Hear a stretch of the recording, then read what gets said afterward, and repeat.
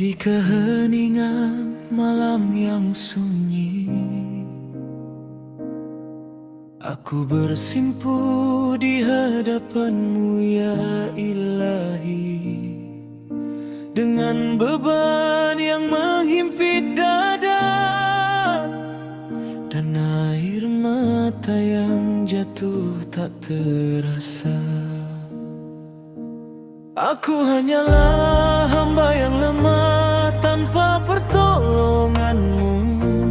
Aku akan menyerah hanya kepadamu. Tempatku mengadu segala resah dan duka yang membelenggu.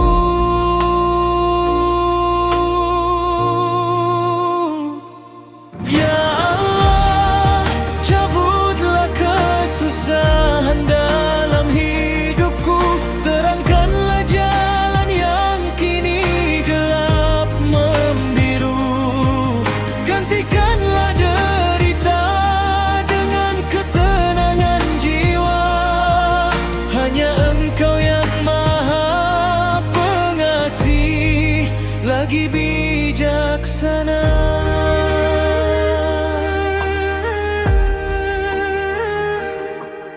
Setiap pujian yang Engkau berikan, ku yakin ada hikmah di balik kesedihan.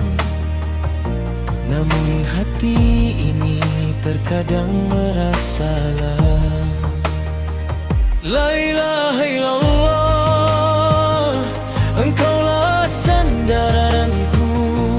Subhanallah, Engkau Maha mengetahui segalaku. Lapangkanlah dadaku, kuatkanlah imanku. Tuntutlah hamba menuju ridho-Mu. Ya Allah, dengarlah doa hamba-Mu ini.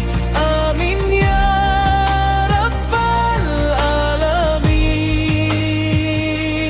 Ya Allah, cabutlah kesusahan dalam hidupku.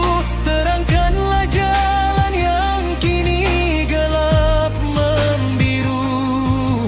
Gantikanlah derita dengan ketenangan jiwa.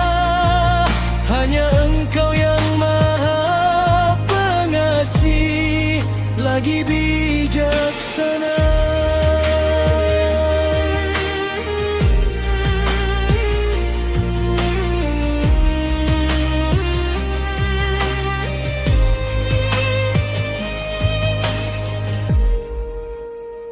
Ya Allah, dengarlah